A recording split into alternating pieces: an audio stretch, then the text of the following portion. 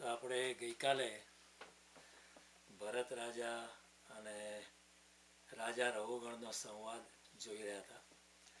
જળ ભરત તરીકે જે એમનો ત્રીજો જન્મ હતો, એમને સ્મૃતિમાં જે જન્મો હતા એવા 3 જન્મ હતા. એક ભરત રાજા તરીકે, એક મૃગ તરીકે અને ફરીથી જળ ભરત તરીકે. સો એ ત્રીજા જન્મની અંદર પણ એમને આગલા જન્મની સ્મૃતિ હતી અને એ જન્મની અંદર એમણે નક્કી કર્યું કે આ મારું છેલ્લું શરીર છે. અને એ જન્મની અંદર ભરતજીનું આત્મજ્ઞાન થઈ ગયું. તેઓ પણ પોતાની ચેતનાને પરમાત્માની ચેતનામાં એમણે વિલીન કરી નાખી. અને જેમ એક ટીપું સમુદ્રમાં ભળી જાય એમ ભરતજીની ચેતના પણ પરમ તત્વમાં ભળી ગઈ હતી. અહીંયા જે ભાગવતકાર કહે છે, જેમ દીવો ઘી તથા દિવેટ ખાય છે તો ધુમાડાવાળી શિખાઓ પામે છે, પણ જ્યારે ઘી તથા દિવેટ બળી જાય ત્યારે તે દીવો પોતાના મૂળ સ્થાન મહાભૂત તેજમાં મળી જાય છે. એ પ્રમાણે ભરતજીની ચેતનાનું તેજ પણ પરમ ચેતનામાં મળી ગયેલું. અને રાજા રઘુગણને પણ થયું કે એણે કોઈ સંતનું અપમાન કર્યું છે, એટલે એણે એવું કહ્યું કે તમે મને માફ કરજો અને મારા પર જરા મિત્રતાની તમે દ્રષ્ટિ રાખો અને તમે મને ઉપદેશ કરો. એટલે જળ ભરતે એમને એટલે ઉપદેશ કરેલો. જો જળ ભરતની વિનમ્રતા કેટલી બધી હતી! આટલું બધું રાજાએ મજાક કરી, મસ્કરી કરી, એનું અપમાન કર્યું, છતાં પણ જળ ભરતે પોતાની વિનમ્રતા જાળવી રાખી. પહેલી વાર જ્યારે રાજાએ હાંસી કરી, મસ્કરી કરી, એ એમણે સાંભળી લીધી અને શાંતિથી વળી પાછી પાલખી ઉપાડવા માંડી. આમ તો એ મહાજ્ઞાની હતા, પણ પોતાનું આત્મ સ્વરૂપ એમણે છુપાઈને રાખેલું. કોઈને કહેવાની પણ એમણે જરૂર નથી, કારણ કે કોઈ વાર બીજાને કહેવામાં પણ આપણામાં થોડો અભિમાન આવી જાય. આપણે એમ કહીએ કોઈને કે હું જરા ગીતા જાણું છું, ગીતા પર પ્રવચન પણ આપું છું, તો એ પણ જરા અભિમાનનું સ્ટેટમેન્ટ થઈ જાય. એ પણ એક સૂક્ષ્મ અહંકારનું નિર્માણ કરે છે. અને જ્યાં સુધી અહંકાર છે ત્યાં સુધી પરમાત્મા આપણી ચેતનામાં પ્રવેશ કરી શકતો નથી. જેટલો અહંકાર આપણો ઓછો થાય, જેટલી આપણી માયા ઓછી થાય, જેટલી આપણી આસક્તિ ઓછી થાય, એટલો આપણામાં રહેલો પરમાત્મા વધારે પ્રગટે છે. પરમાત્મા ક્યાંય બીજે નથી. એવું નથી કે તમારે 4 ધામની યાત્રા કરવી જ પડે, એવું નથી કે તમારે મક્કા મદીના કે બીજે જવું જ પડશે, એવું કશું છે નહીં. જેટલી આપણી નિર્મળતા થાય, જેટલું આપણી સરળતા થાય, જેટલું આપણું સાધુપણું બહાર આવે અને જેટલા આપણે અભિમાન રહિત થઈએ એટલા અંદર રહેલો પરમાત્મા એને પ્રગટ થવાનો મોકો મળે. આપણામાં રહેલો પરમાત્મા પ્રગટ થતો નથી, એનું મૂળ કારણ આપણે જ છીએ. We are the obstacle. કારણ કે આપણે એને એ પરમ ચેતનાને આપણા અભિમાનથી, આપણી આસક્તિથી, આપણી માયાથી આપણે એને દબાઈ દઈએ છીએ. એટલે આ એક પ્રોસેસ છે. જેમ જેમ આપણે નિર્મળ જતા જઈએ તેમ તેમ આપણામાં રહેલો પરમાત્માનું પ્રાગટ્ય વધારે થાય. એક અવતાર અને આપણા વચ્ચે એટલો જ ફેર છે કે અવતાર સંપૂર્ણપણે નિરહંકારી થઈ ગયો છે, માટે એ અવતાર છે. એ આપણી જોડે બેસે છે છતાં પણ એ અવતાર જેવો છે. અને આપણે અવતાર નથી, આપણે સંસારી છે, કારણ કે આપણું મન સંસારમાં એટલું બધું અટવાઈ ગયું છે કે સંસારની પાર, બુદ્ધિની પાર, ઇન્દ્રિયોની પાર, પૈસા કમાવાની પાર, કીર્તિ મેળવવાની પાર, સ્ત્રી પુરુષ એ બધા આકર્ષણની પાર પણ કંઈક જુદી કોઈ પરલોક પણ છે, એના તરફ આપણી દ્રષ્ટિ પણ નથી. We get so much blindfolded that we cannot even pierce through these layers of Maya and see the light beyond. There is always some kind of hope, some kind of light at the end of the tunnel. પણ આપણી tunnel એટલી બધી dark છે, એટલા બધા અંધારાના આવરણ છે કે દૂર દૂર રહેલું દીવાની જ્યોતિ આપણે પકડી શકતા નથી. એટલે ભરત રાજાએ જળ ભરત સ્વરૂપે એ પોતે જળ તરીકે વર્તવા માંડ્યા અને પોતે આત્મજ્ઞાની છે એવું કોઈને કહ્યું પણ નહીં. પણ જ્યારે રઘુગણ રાજા એમણે જાણ્યું કે આ તો એક કપિલ મુનિનો સંગ કરવા જાય છે અને છતાં પણ આટલું અભિમાન કરે છે અને આટલો બધો ગુસ્સે થાય છે. તો પણ ત્રણે ભલે રાજા ગુસ્સે થયો તો એ ભરતે ત્રણ વાર પાછી પાલખી ઉપાડવા પડી. પહેલાં એમણે હાંસી કરી તો હાંસીનો જવાબ આપ્યો, મસ્કરીનો જવાબ આપ્યો, અને વળી પાછા કંઈ પણ થયું ના હોય એ પ્રમાણે વળી પાછી એમણે પાલખી ઉપાડવા માંડી. ત્યારે ત્યારે રવગણ રાજા નીચે ઉતર્યા અને કહ્યું, તમે કોઈ મહાપુરુષ લાગો છો, એક ચિત્રે વીટ્યા રત્ન જેવા લાગો છો, તમે કોણ છો, તમારું સાચું સ્વરૂપ શું છે અમને જણાવો. અને એ સંદર્ભમાં આપણે વાત કરતા હતા ગઈકાલે.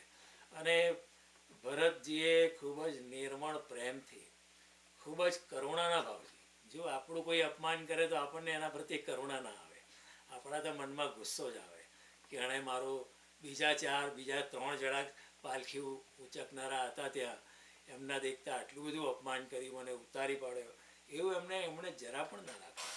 અને એવું બધું ખંખેરીને એમણે તરત જ પાલખી ઉપાડવા માંડેલી. અને જ્યારે ભરત રાજાએ કહ્યું કે મને ઉપદેશ કરો, ત્યારે એમણે ઉપદેશ કર્યો અને પોતાના આત્મ સ્વરૂપનું પ્રાગટ્ય કર્યું.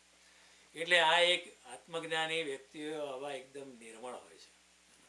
ભગવાન રામ પણ રામાયણમાં કહે છે, નિર્મલ મન જન સો મોહે પાવા, મોહે છલ છિત્ર કપટ નહીં ભાવા. જ્યાં સુધી મન નિર્મળ નથી ત્યાં સુધી હૃદયમાં રહેલો રામ ઉપર આવીને પ્રકાશતો નથી. એ એની જતાં સૂક્ષ્મ સ્વરૂપે રહે છે, આપણને ખબર જ નથી પડતી. એટલે જેટલી સરળતા એટલો પરમાત્મા વધારે આપણા હૃદયમાં પ્રવેશ કરે છે. 13મા અધ્યાયમાં ભગવાન કહે છે, અમાનિત્વમ, અદંભત્વમ, અહિંસા, ક્ષાંતિ, આર્જવમ. અમાનિત્વમ, જેને કોઈ માનની પરવા જ નથી, જેવી અહીંયા જળ ભરતને માનની કોઈ પરવા જ નથી, આટલું ઇન્સલ્ટ કરી તો પણ 3 વાર પાછા પાલખી ઉપાડવા માંડેલા. અમાનિત્વમ, અદંભત્વમ, જેને કોઈ દંભ નથી. અહિંસા, બધા પ્રાણીઓ પ્રત્યે એને પ્રેમ છે. શાંતિ, બધા પ્રત્યે ક્ષમાભાવ છે.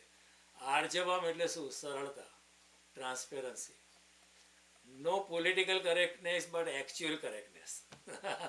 આપણે પોલિટિકલ કરેક્ટનેસના જમાનામાં જીવી રહ્યા છે, પણ ભરત રાજા was believing in actual correctness. એટલે આર્જવતા બહુ હતી એમનામાં.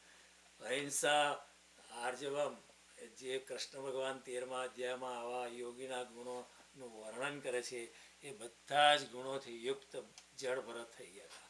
એમણે રાજાને કહ્યું કે જો રાજા, આ મન જ જીવને સંસારીપણાનું કારણ છે અને મોક્ષનું પણ કારણ છે.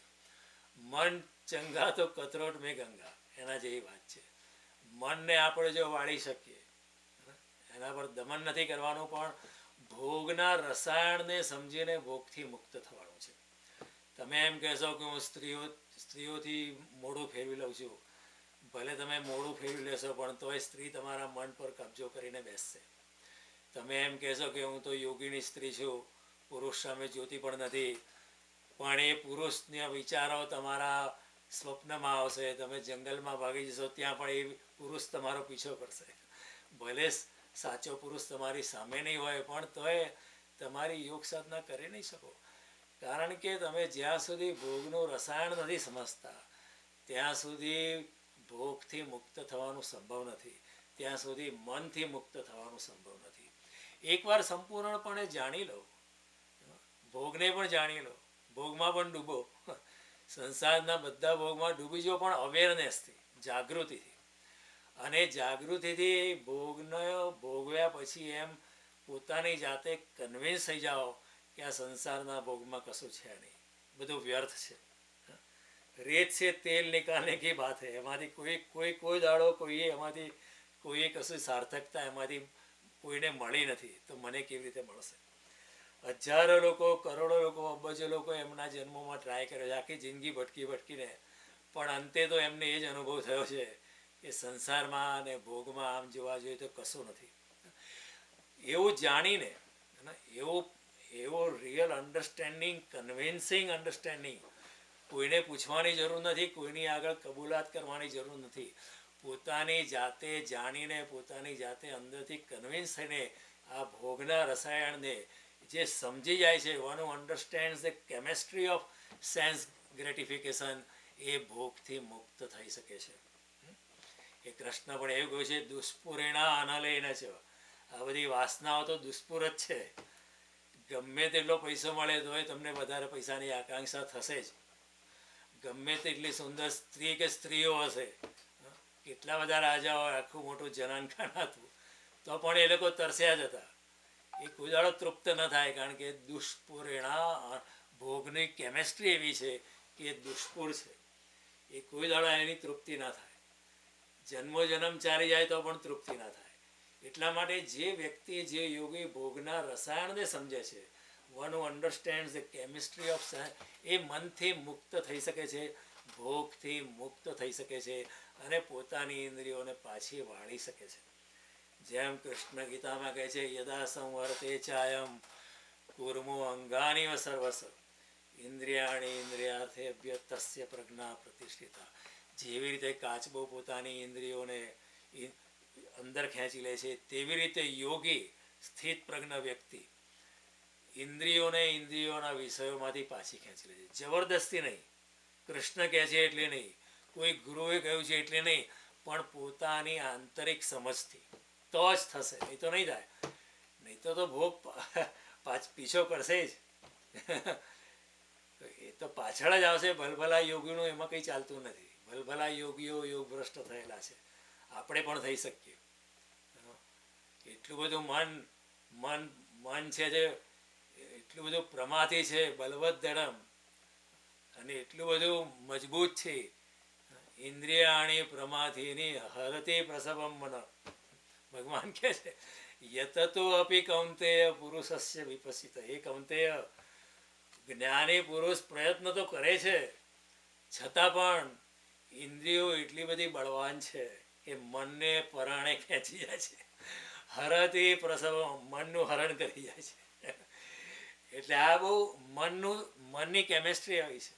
પણ મનને કાબુમાં રાખવાનું શક્ય છે. ભગવાને કહ્યું છે અભ્યાસે ન તું કૌંતેય વૈરાગ્ય ન તું ગુહ્યતે. અભ્યાસથી સમજી લો, મનને સમજી લો, ભોગના રસાયણને સમજી લો, તો તરત મુક્ત થઈ જવાશે. પછી કશું વાંધો નથી. ભોગ સામે હશે તો પણ તમે મુક્ત રહેશો. હજારો સ્ત્રીઓની વચ્ચે બેસીને પણ યોગી એના યોગીપણામાં રહી શકે છે. શંકરાચાર્યએ કહ્યું યોગ રતો આ ભોગ રતો આ સંગ રતો આ સંગવિહીન યસ્ય બ્રહ્મણી રમતે ચિત્તમ નંદતી નંદતી નંદતી. એવા યોગી યોગમાં હોય કે ભોગમાં હોય, પણ જેનું મન બ્રહ્મમાં લાગેલું છે, જેનું મન અને જેની આંતરિક પ્રાણોની ઉર્જા પરમાત્મામાં ચોંટેલી છે, એને ભોગ અડકી પણ શકતો નથી. ભોગ એને સ્પર્શ પણ કરી શકતો નથી. આ એક અવસ્થા છે. એટલે કૃષ્ણ આટલી બધી 16,108 સ્ત્રીઓના પતિ હોવા છતાં, અને દરેક સ્ત્રીઓથી એમને 10-11 બાળકો હોવા છતાં પણ કૃષ્ણ નૈષ્ઠિક બ્રહ્મચારી છે. આ તત્વ સમજવાનું મુશ્કેલ છે. જનક રાજા મહેલોમાં હતા, બધી બહુ જ રાણીઓ હતી, એમને પુષ્કળ મહેલોમાં ભોગ હતો, તો પણ જનક રાજા પોતાની સ્થિત પ્રજ્ઞતામાં હતા અને સંન્યાસીની જેમ મહેલમાં રહીને સંન્યાસીની જેમ. કેમ? કારણ કે એમણે ભોગનું રસાયણ સમજી ગયું, મનનું રસાયણ સમજી ગયા હતા. એટલે ભરતજી અહીંયા કહે છે એ રાજા, મન જ ઉત્તમપણાનું અને અધમપણાનું કારણ છે. મન જો વિષયોમાં આસક્તિ થાય તો સાંસારિક દુઃખ આવશે ને આવશે જ. અને વિષયોમાં આસક્ત ન થાય તો તું મોક્ષ તરફ ગતિ કરીશ.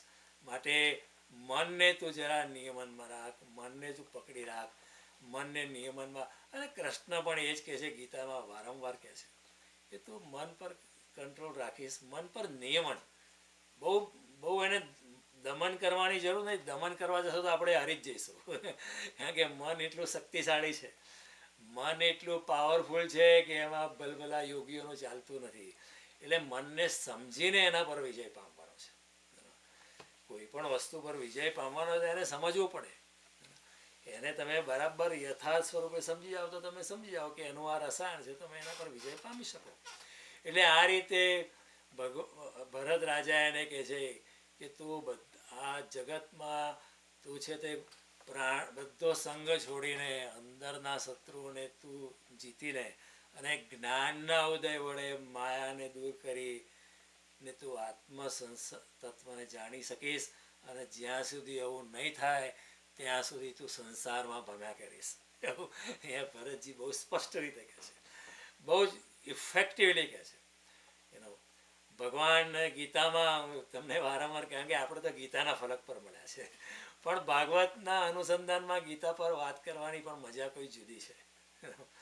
ભગવાન 16મા અધ્યાયમાં છેલ્લે કહે છે, ભગવાને બહુ રસ્તા કીધા કે આ પ્રમાણે કર, આ પ્રમાણે કર, આ પ્રમાણે યોગ છે, આ પ્રમાણે યોગ છે, બધા રસ્તા આપણને આપણા ફાધર બતાવે, પણ છેલ્લે ફાધર એમ પણ કહે ને કે આ રસ્તે જરા કેરફુલ રહેજે, અહીંયા પર લપસી જઈશ.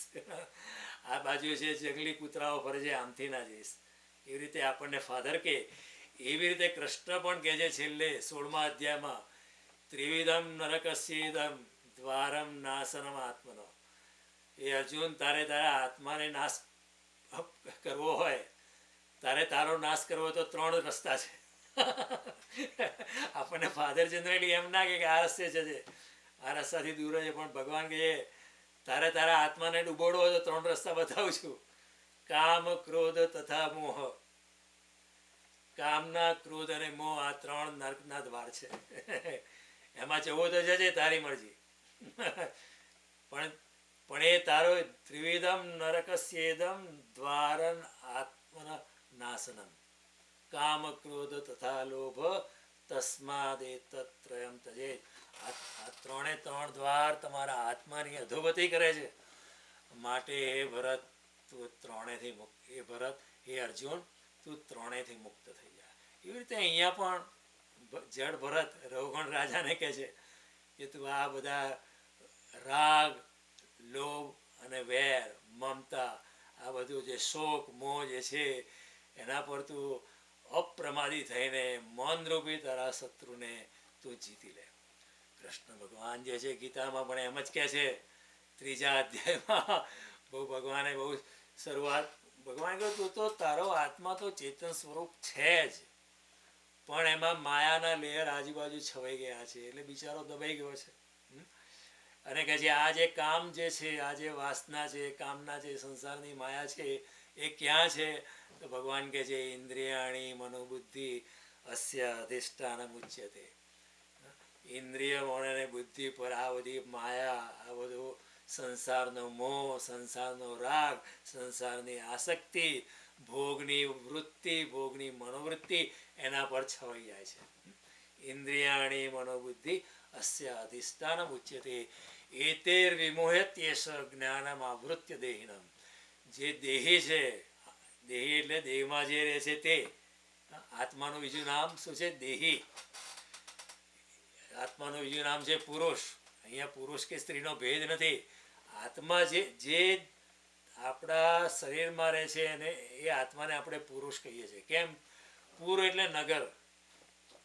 આપણે નામ છે ને શિવરાજપુર, કાનપુર, નાગપુર, એટલે આપણું શરીર એક જાતનું નગર છે. એ નગરની અંદર આત્મા રહે છે.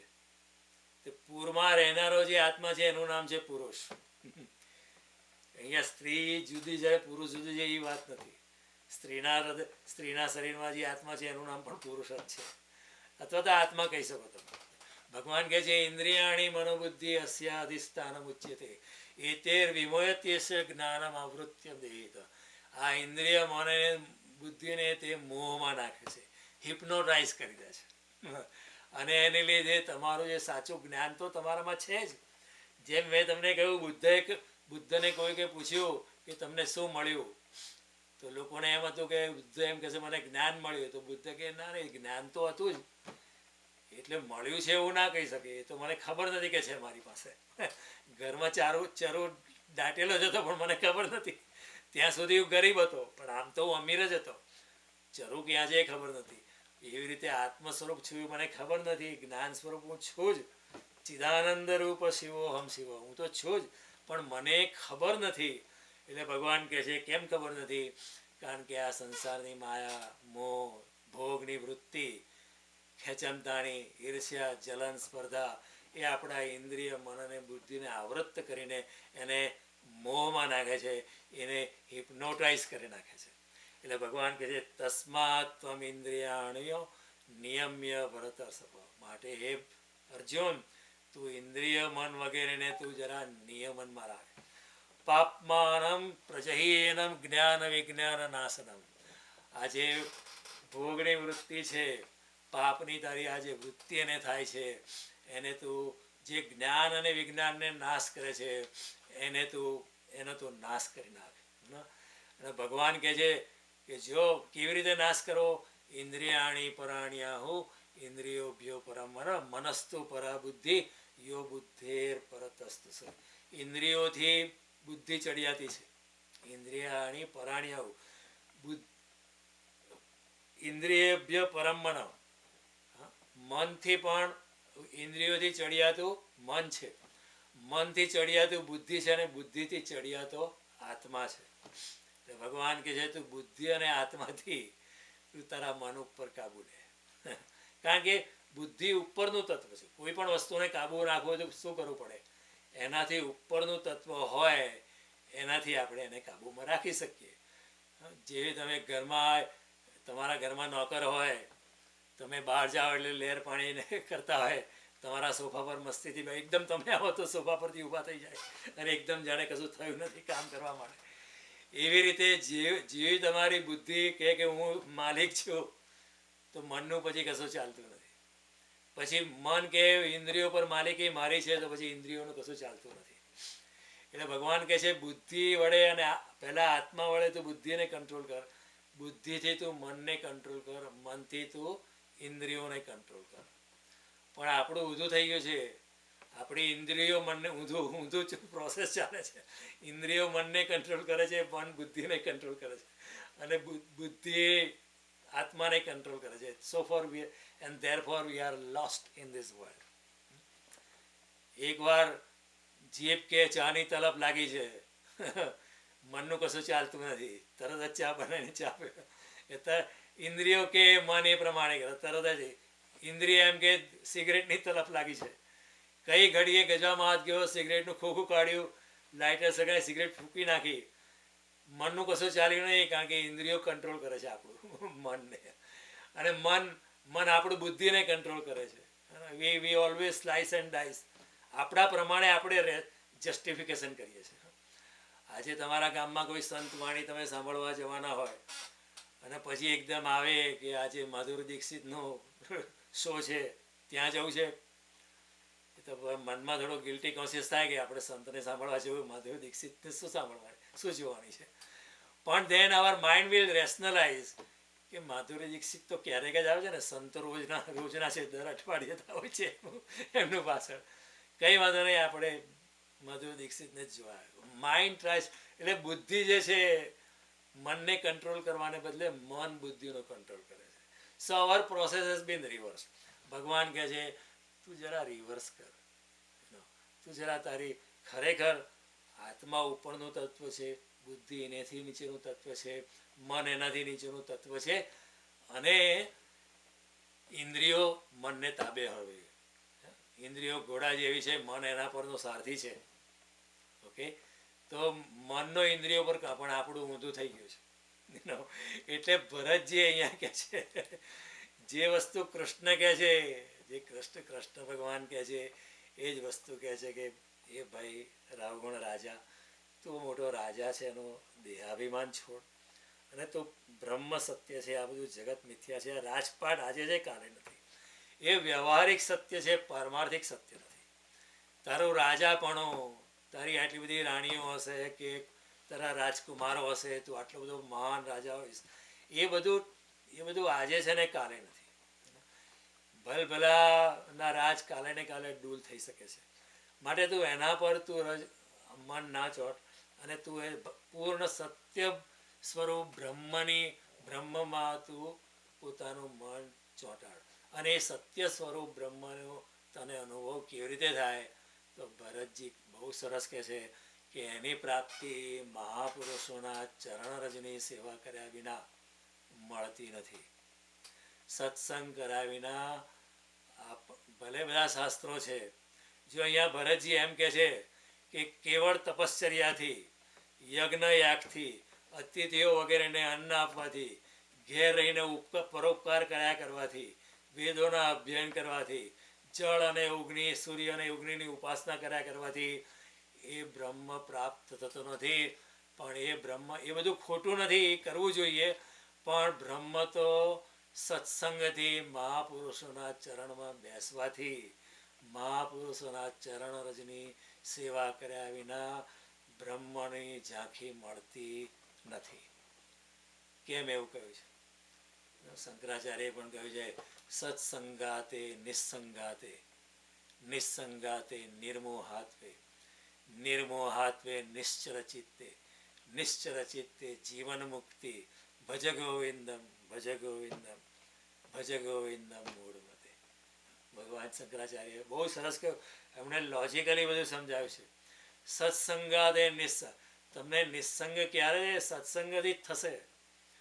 શાસ્ત્રનો અભ્યાસ કરવો ખોટું નથી, કોઈને હેલ્પ કરવી ખોટી નથી, તપસ્યા, પણ કોઈ આત્મજ્ઞાની વ્યક્તિના ચરણમાં બેસવાથી એની ઉર્જા આપણામાં પ્રવેશ કરે છે. આત્મજ્ઞાની વ્યક્તિ જે છે એનો એનો હાથ, એક શરીર એનું પરમાત્મા જોડે કનેક્ટેડ હોય છે, અને એક હાથ પરમાત્મા પાસે હોય છે, બીજો હાથ આ જગતમાં આપણી પાસે હોય છે. એના બે આયામ છે આત્મજ્ઞાની વ્યક્તિના, બે ડાયમેન્શન છે. એક ડાયમેન્શન એ પરમાત્મા સ્વરૂપ છે, બીજું ડાયમેન્શન એ મનુષ્ય સ્વરૂપ છે, આપણને મદદ કરવા માગે છે. એટલે ગુરુ, જે આત્મજ્ઞાની ગુરુ છે, એની ચરણમાં બેસવાથી, એની જોડે ઊભા થવાથી, એમની સેવા કરવાથી, એમને સાંભળવાથી, એમના ઉઠવામાં બેસવામાં કોઈ પરલોકની આભા હોય છે, કોઈ અલૌકિક વસ્તુની આભા હોય છે. એ આપણને મળી શકે છે. આપણે અહંકાર છોડીને કોઈ આત્મજ્ઞાની વ્યક્તિને સેવી શકીએ તો. કોઈ બુદ્ધ હાજર હોય, કોઈ મહાવીર હાજર હોય, કોઈ કૃષ્ણ હાજર હોય, કોઈ કબીર હાજર હોય, કોઈ મીરા હાજર હોય, નરસિંહ હાજર હોય, તો કબીર કહે છે, લાખ કામ છોડીને એના ચરણોમાં જતો રહે. કારણ કે જો ભગવાને કહ્યું છે ગીતામાં પણ, છઠ્ઠા તદ્વિધિ પરિપાતેન પરિપ્રશ્નેન સેવયા ઉપદેક્ષતિ તે જ્ઞાન જ્ઞાનીન તત્વદર્શિન. હે અર્જુન, એ પ્રમાણે કોઈ આત્મજ્ઞાની વ્યક્તિના ચરણોમાં સાષ્ટાંગ દંડવત પ્રણામ કરીને, તદ્વિધિ પરિપાતેન પરિપ્રશ્નેન, વિનમ્રતાપૂર્વક પ્રશ્ન પૂછજે. એવું નહીં કે come on dude, I have this question.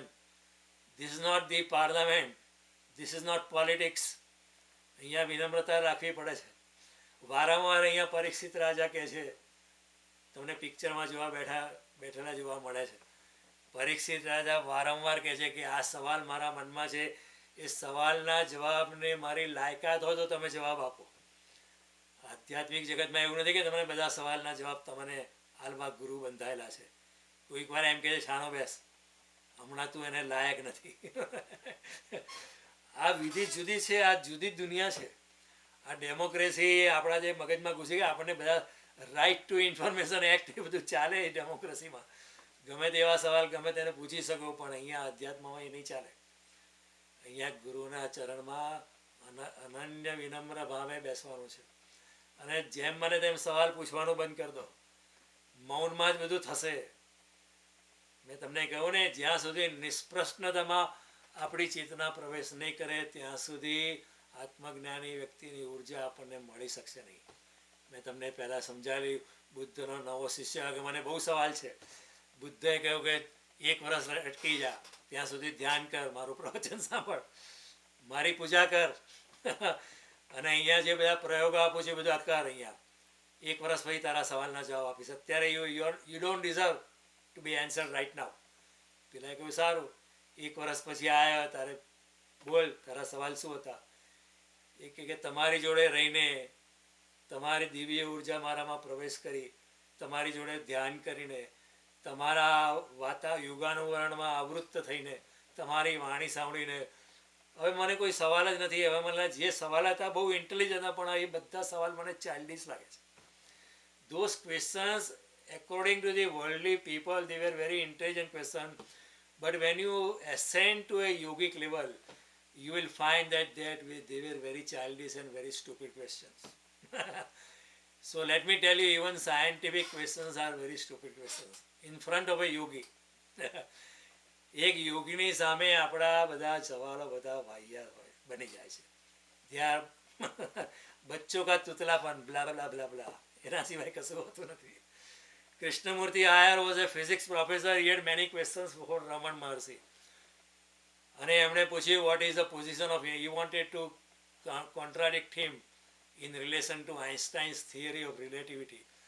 So he said, what is the position of the universe? And Raman Maharshi looked at him and the eyes got locked.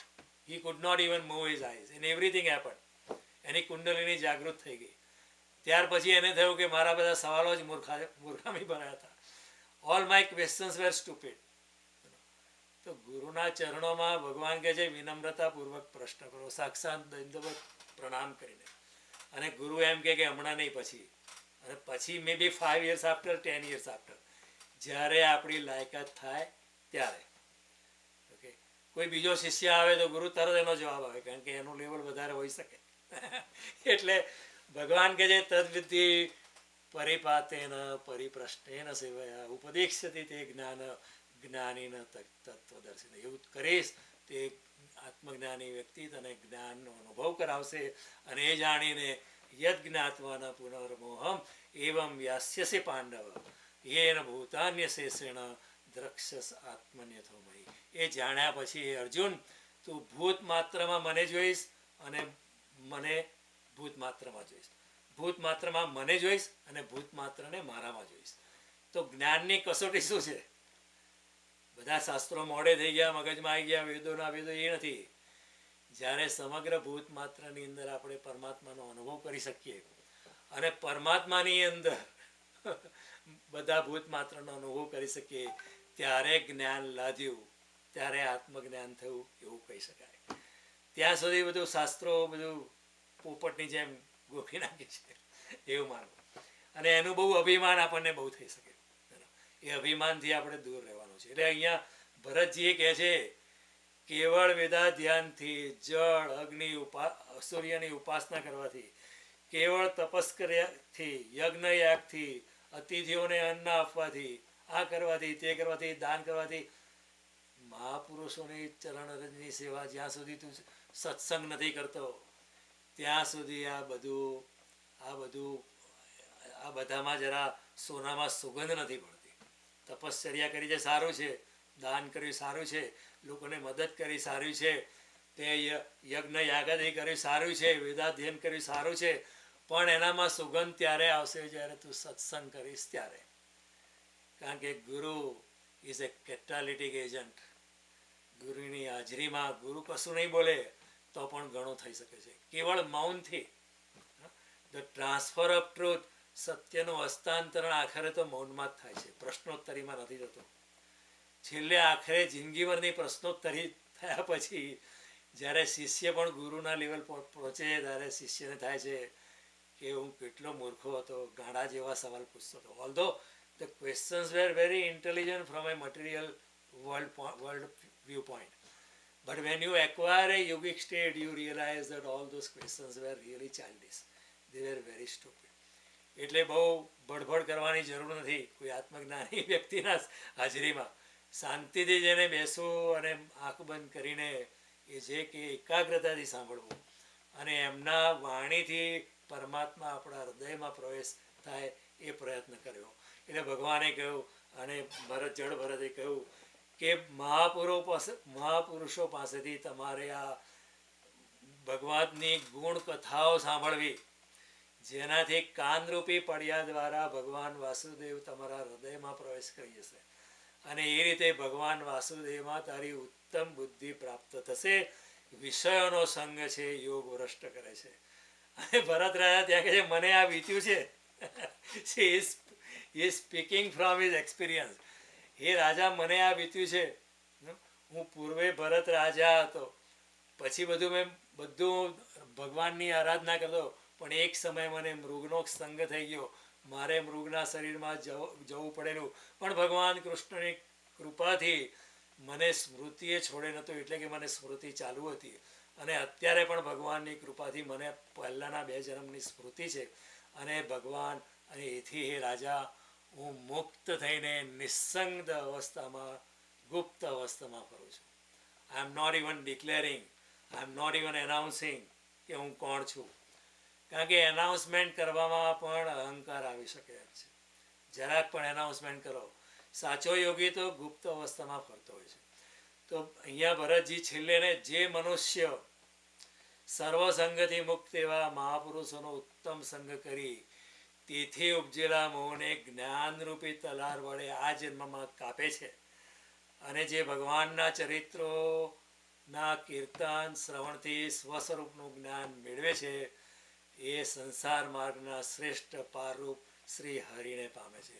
એટલે ભરતજીએ પણ કહ્યું કે ભગવાનની કથાઓમાં મન પરવો. ગીતા વાંચવાથી સમજ ના પડતી હોય કશો વાંધો નહીં, ભગવાનની કથા સાંભળો, એ તમને બહુ સારી પણ લાગશે. કથા એક જાતનો સરસ મજાનો શીરો માએ બનાવ્યો છે, આપણા મોઢામાં મૂકી આપે છે, તરત કોળીઓ ઉતરી જશે. ભાગવતકાર પોતે કે જે આ પાકેલું ફળ છે એને પકાવવાની પણ જરૂર છે, એનું રસપાન કરો. Drink the nectar. You don't have to listen to it, don't have to read it, just drink it. સીધું પીઓ એને, અને એ પીવાથી તમારામાં બહુ મોટો ફેર થશે. શ્રી કૃષ્ણ પણ આનું સમર્થન કરે છે. કૃષ્ણ કહે છે કે જ્યારે ઉદ્ધવજીએ કહ્યું કે તમે તો ચાલ્યા જશો તો કળિયુગમાં સારા માણસોની હાલત ખરાબ થશે, એ સારા માણસો કરશે શું? ગીતાને વેદો તો છે પણ એ કોણ સમજે છે? કોનામાં એટલી બુદ્ધિ છે? તો ભગવાને કહ્યું આ શ્રીમદ ભાગવતમાં મારા તેજની હું સ્થાપના કરું છું, જેનો આશરો લઈને સામાન્ય માણસો પણ, ગામનો મોચી લુહાર એવા બધા માણસો પણ આ સંસાર સાગરને તરી જશે. આવું જ્યારે રઘુગણ રાજા પછી બોલ્યો કે અહો સર્વજનોમાં મનુષ્ય જન્મ જ શ્રેષ્ઠ છે. જો રઘુગણ રાજા હવે બોલે છે કે ભરતજી તમારે મૃગલા શરીરમાં જવું પડેલું પણ મનુષ્ય જન્મ જ શ્રેષ્ઠ છે. સ્વર્ગાદિમાં પ્રાપ્ત થયેલા જન્મોમાં આપ જેવા કૃતકૃત્ય મહાત્માનો પુષ્કળ સમાગમ થઈ શકતો નથી. સ્વર્ગલોકની અંદર આવા મહાપુરુષો નથી હોતા. સ્વર્ગોમાં જ્યાં ભોગ જ હોય છે ત્યાં મહાપુરુષ નથી હોતા. જ્યારે ભાગવતનું જ્યારે સુખદેવજી કહેવા માંડ્યા ત્યારે દેવો આવ્યા અને એમણે કહ્યું કે અમે પરીક્ષિત રાજાને દીર્ઘાયુ આપી દઈએ છીએ, તક્ષક નાક કરશે પણ તોય કંઈ નહીં થાય છે, તો દીર્ઘાયુ એને અમે આપીએ છીએ, તમે ભાગવત કથા અમને કહો. ત્યારે પરીક્ષિત રાજાએ કહ્યું કે મારે દીર્ઘાયુ નથી જોયું, મારે દિવ્ય આયુ જોઈએ છે. ફેર ખબર પડે છે ને? મારે દીર્ઘાયુ નથી જોઈતું, લાંબુ જીવન નથી જોઈતું, મને દિવ્ય આયુ જોયું છે, માટે હું એક્સચેન્જ કરવા તૈયાર નહોતું. હીરા જન્મ અમૂલ થા કોડી બદલે જાય. હીરો જન્મ, અમારો જન્મ તો અનમોલ છે, એને હું કોડીમાં નથી બદલવાનો. મારે દીર્ઘાયુ ભલે મળવા આવે, કંઈ નહીં, હું તો ભાગવત કથા સાંભળવાનો છું.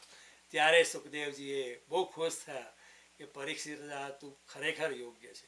ત્યારે સુખદેવજી, ત્યારે અહીંયા રઘુગણ રાજા કહે છે બધા સર્વ બ્રહ્મવેત્તાઓને હું નમસ્કાર કરું છું. જેટલા આત્મજ્ઞાની વ્યક્તિઓ દુનિયામાં થઈ ગયા, દુનિયાના કોઈ પણ ખૂણામાં થઈ ગયા, ઇન્ક્લુડિંગ જીસસ કૌરવા, ભારતમાં બધા બહુ થયા છે, આ ભૂમિમાં એટલા બધા થયા નથી. એટલે આ ભૂમિમાં પરિતાપ બહુ છે, સ્ટ્રેસ બહુ છે, ટેન્શન બહુ છે. Don't even ask me about it. કેમ નિલેશ? પણ અહીંયા રઘુગણ રાજા કહે છે કે બધા બ્રહ્મવેત્તાઓને હું નમસ્કાર કરું છું. આપણે જ્યારે એમ કહીએ છીએ બુદ્ધમ શરણમ ગચ્છામી, તો આપણે જે બુદ્ધ થઈ ગયા એમને જ નથી કહેતા. જે બુદ્ધ લોકો, જે લોકોએ પોતાના આત્મ સ્વરૂપને જાણ્યું છે એ બધા આત્મજ્ઞાનીઓના શરણે હું જઉં છું. એટલે ધ્યાનની શરૂઆત કરતાં પહેલાં આપણે કહીએ છીએ બુદ્ધમ શરણમ ગચ્છામી, સંઘમ શરણમ. સંઘ એટલે શું? બધા સત્સંગીઓના શરણે જઉં છું. બધા સત્સંગીઓ ભેગા થાય તો એક વાતાવરણ જુદું થાય છે.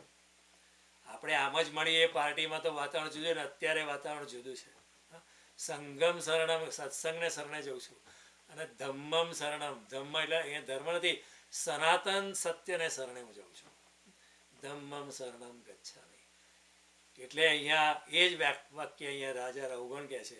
એટલે સુખદેવજી પછી કહે છે પોતાનું અપમાન કર્યા એવા સિંધુપતિ રઘુગણ રાજાને પણ પરમ કૃપા, પરમ દયાળુપણાથી આત્મતત્વનો ઉપદેશ કરીને મહાપ્રતાપી બ્રહ્મર્ષિ પુત્ર જળ ભરત, જેમના ચરણમાં રઘુગણ રાજાએ દીનતાપૂર્વક વર્ણન કર્યું હતું, જેમનું અંતઃકરણ સંપૂર્ણ ભરેલા સમુદ્રની પેઠે શાંતિ ઇન્દ્રિયો વાળો હતું તે આ પૃથ્વી પર ફરવા લાગે. એટલે શું કરવાના? રવગુણ રાજા પણ આમ જ એક યોગી તરીકે ફરવા માંડ્યા. રાજા, હું રાજા છું એવું ભૂલી જ ગયા.